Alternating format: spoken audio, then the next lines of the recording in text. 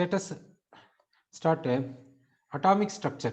இப்போ atomic structure என்ற சாப்டருக்கு போலாங்க. atomic structure சாப்டருக்கு போறோம். இந்த atomic structureல ஃபர்ஸ்ட் ஆட்டம்னுடைய சப்அட்டாமிக் பார்ட்டிகல்ஸை பார்க்கலாங்க. ஆட்டம்ல இருக்கக்கூடிய சப்அட்டாமிக் பார்ட்டிகல்ஸ் என்னன்னா, ஒன்று வந்து எலக்ட்ரான். இந்த எலக்ட்ரான் வந்து சார்ஜ் பார்ட்டிகல். இதனுடைய சார்ஜ் எவ்வளவுன்ட்டு பார்க்கறதுக்கா மில்லிகன்ஸ் ஆயில் டிராப் எக்ஸ்பெரிமெண்ட்ல இதனுடைய சார்ஜை கண்டுபிடிக்கிறாங்க. அது எவ்வளவுனா -1.602 இன்ட்டு 10⁻⁻19 கூலும். கூலும்ன்றது சார்ஜினுடைய எஸ்ஐ யூனிட். கூலும்ன்றது சார்ஜினுடைய எஸ்ஐ யூனிட்.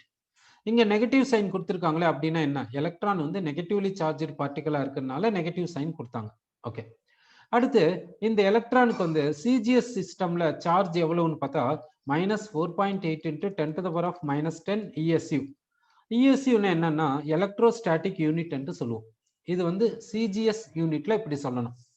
சரி, அடுத்து வந்து ஒவ்வொரு நேரத்திலும் எல்லா டைம்லயும் சார்ஜ் ஆஃப் எலக்ட்ரானை இப்படி ஹேண்டில் பண்றது டிஃபிகல்ட்டுங்க. ஏன்னா இது 10 பவர்ல இருக்குது, மைனஸ்ல இருக்குது. அதனால எஸ்ஐ யூனிட்டாவது இருக்கட்டும் இல்ல சிஜிஎஸ் யூனிட்டா இருக்கட்டும், சார்ஜ் ஆஃப் எலக்ட்ரானை இப்படி டீல் பண்றதுன்றது கஷ்டம். ஏன்னா நிறைய அயான்ஸை வந்து நிறைய அயான்ஸை நம்ம பார்க்குறோம். பாசிட்டிவ் கேட்டையான்ஸ், ஆனியான்ஸ், நிறைய அயான்ஸ் இருக்குது. அந்த அயான்ஸ் எல்லாம் என்ன பண்ணணும்னா கெமிக்கல் ரியாக்ஷன்ல வந்து பாத்தீங்கன்னா எலக்ட்ரான்ஸை டொனேட் பண்ணும், இல்ல எலக்ட்ரான்ஸை அக்செப்ட் பண்ணும், இல்ல எலக்ட்ரான்ஸை ஷேரிங் எடுத்துன்னு போகும், இல்ல எலக்ட்ரான்ஸை கான்ட்ரிபியூட் பண்ணும். இது போல எத்தனையோ நடக்கும். இது போல நடக்கிறதுனால அயான்ஸ் எல்லாம் ஃபார்ம் ஆகுது, கேட்டையான்ஸ் ஃபார்ம் ஆகுது, ஆனியான்ஸ் ஃபார்ம் ஆகுது. இப்போ ஒரு கேட்டையான் ஒரு எலக்ட்ரானை லூஸ் பண்ணுதுன்னா அதனுடைய சார்ஜ் எவ்வளவுன்னா 1.602 இன்ட்டு 10⁻⁻19 கூலும்னு சொல்றது கஷ்டம்.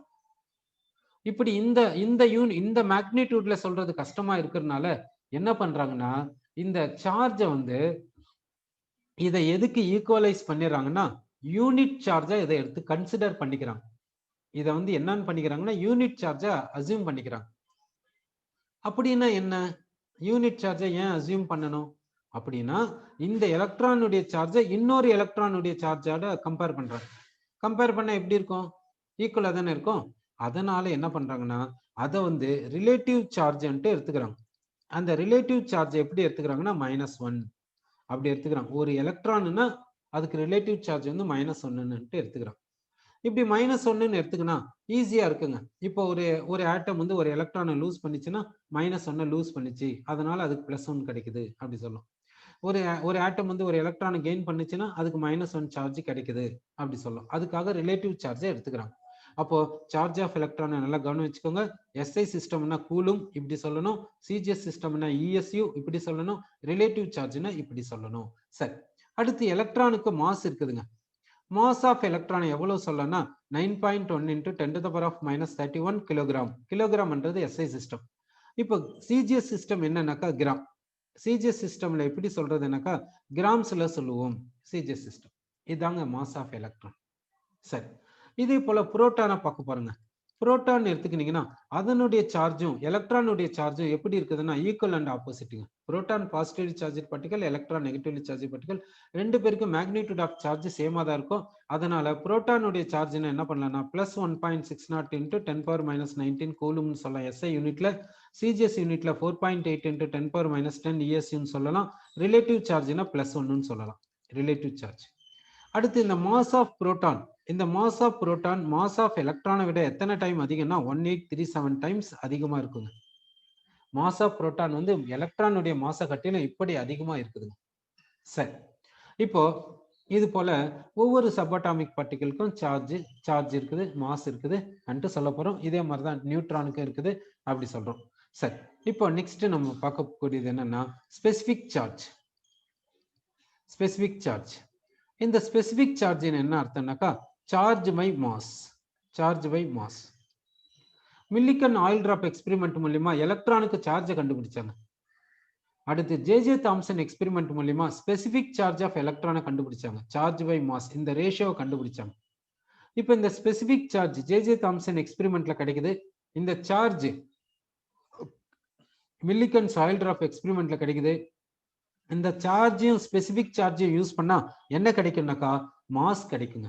இப்படிதாங்க மாஸ் ஆஃப் எலக்ட்ரானை கண்டுபிடிச்சாங்க. சரி, இப்போ ஸ்பெசிபிக் சார்ஜ்னு என்ன அர்த்தம்னாக்கா சார்ஜ் பை மாஸ். இப்போ சம் பார்ட்டிகல்ஸ் எடுத்துக்கலாம், எலக்ட்ரான் எடுத்துக்கலாம், புரோட்டான் எடுத்துக்கலாம், நியூட்ரான் எடுத்துக்கலாம், ஆல்பா பார்ட்டிகல் எடுத்துக்கலாம். இந்த பார்ட்டிகல்ஸ்க்கு ஸ்பெசிபிக் சார்ஜ் எப்படி இருக்கும், what is order of specific charge அன்ட்டு பார்க்கலாம். சரி, இப்போ ஃபர்ஸ்ட் ஆல்பா பார்ட்டிகல்னா என்னன்னு பார்த்தலாம்.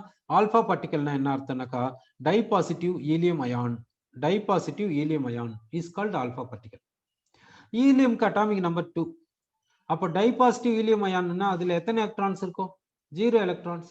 ஹீலியம் அட்டாமிக் நம்பர் 2 அப்படின்னா அதுகிட்ட 2 எலக்ட்ரான்ஸ் இருக்குது. டைபாசிட்டிவ் ஹீலியம்னா அதுகிட்ட எலக்ட்ரான்ஸ் இல்லை. இதுதான் என்னன்னு சொல்றேன்னா ஆல்பா பார்ட்டிகல்ன்ட்டு சொல்றோம். சரி, இப்போ இந்த பார்ட்டிகல்ஸ்க்கு ஸ்பெசிபிக் சார்ஜ் ஆர்டர் எப்படி இருக்கும் என்றதை பார்க்க போறோம். சரி, ஃபர்ஸ்ட் என்ன எடுத்துக்கலாம்னா எலக்ட்ரான் எடுத்துக்கலாம். எலக்ட்ரானுடைய சார்ஜை சப்ஸ்டியூட் பண்ணலாம். எலக்ட்ரானுடைய சார்ஜ் எவ்வளோன்னா 1.60 இன்ட்டு 10⁻⁻19 கூலும் பை மாஸை சப்ஸ்டியூட் பண்ணலாம். மாஸ் எவ்வளோ வருதுன்னா 9.1 இன்ட்டு 10⁻31 கிலோகிராம். ஓகே, இப்போ ஸ்பெசிபிக் சார்ஜுக்கு யூனிட் என்னன்னா கூலும் பர் கிலோகிராம். இப்போ ஸ்பெசிபிக் சார்ஜுக்கு யூனிட் என்ன சொல்லிட்டோம்னாக்கா கூலும் பர் கிலோகிராம் அன்ட்டு சொல்லிட்டோம். சரி, ஓகே. அடுத்து வந்து எங்க போறோம்னாக்கா புரோட்டான் எடுத்துக்கலாம். புரோட்டானுடைய சார்ஜ் பார்த்தீங்கன்னாக்கா இங்க வந்து சார்ஜ் எவ்வளோன்னா 1.60 இன்ட்டு 10⁻⁻19 கூலும் பை மாஸ் எவ்வளோன்னு பார்த்தீங்கன்னாக்கா 1837 இன்ட்டு 9.1 இன் 10⁻⁻31 கிலோகிராம். இது வந்து மாஸ் யாருக்கு, புரோட்டான். அடுத்து நியூட்ரானுக்கு பார்த்தீங்கன்னா நியூட்ரானுக்கு வந்து பார்த்தீங்கன்னா சார்ஜே 0 by anything is equal to 0. சரி, இப்போ நம்ம என்ன பார்க்க போறோம்னா ஆல்பா பார்ட்டிகலை பார்க்க போறோம். ஆல்பா பார்ட்டிகலுக்கு எப்படி இருக்கும் ஸ்பெசிபிக் சார்ஜ், அதுக்கு நான் என்ன பண்றேன்னா ஹீலியம் ஆட்டமே எடுத்துக்கிறேன். ஹீலியம் ஆட்டம்க்கு அட்டாமிக் நம்பர் 2, அதனால இதனுடைய நியூக்ளியஸ்ல 2 புரோட்டான்ஸ் இருக்குது.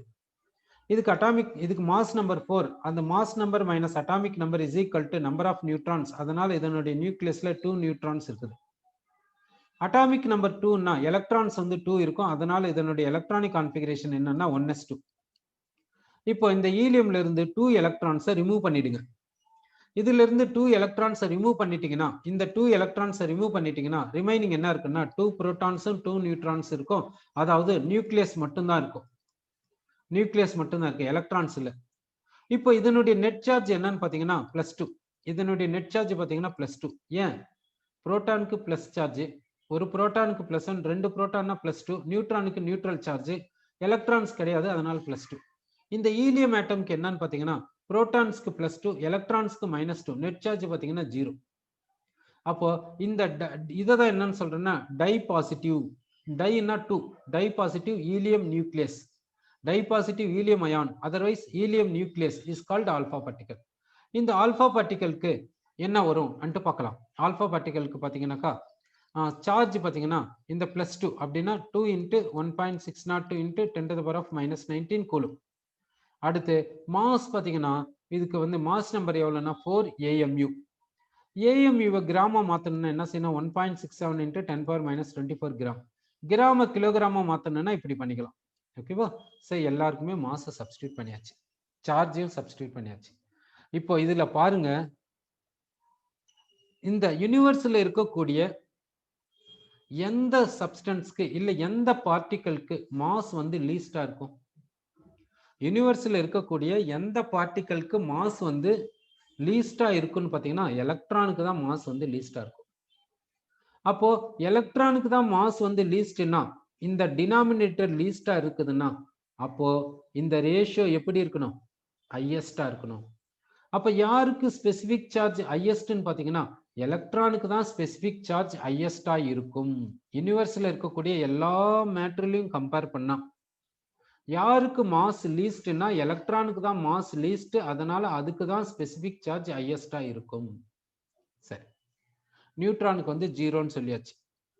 அப்போ புரோட்டானுக்கும் ஆல்பா பார்ட்டிகலுக்கும் ஸ்பெசிபிக் சார்ஜ் நியூட்ரானை விட அதிகமா இருக்குதுன்னு தெரிஞ்சு போயிடுச்சு. இப்போ இந்த புரோட்டானை பாருங்க, இங்க ஆல்பா பார்ட்டிகலை பாருங்க. யாருக்கு மாஸ் அதிகம்னா ஆல்பாக்கு தான் மாஸ் அதிகம். மாஸ் அதிகமா இருக்கிறதுனால ஸ்பெசிபிக் சார்ஜ் எப்படி இருக்குன்னா கம்மியா இருக்குது. அப்போ புரோட்டான் இங்க வருது. இதுதான் ஆர்டர் ஆஃப் ஸ்பெசிபிக் சார்ஜ் அன்ட்டு சொல்றோம். ஓகேவா? Let us complete the class. Will continue tomorrow.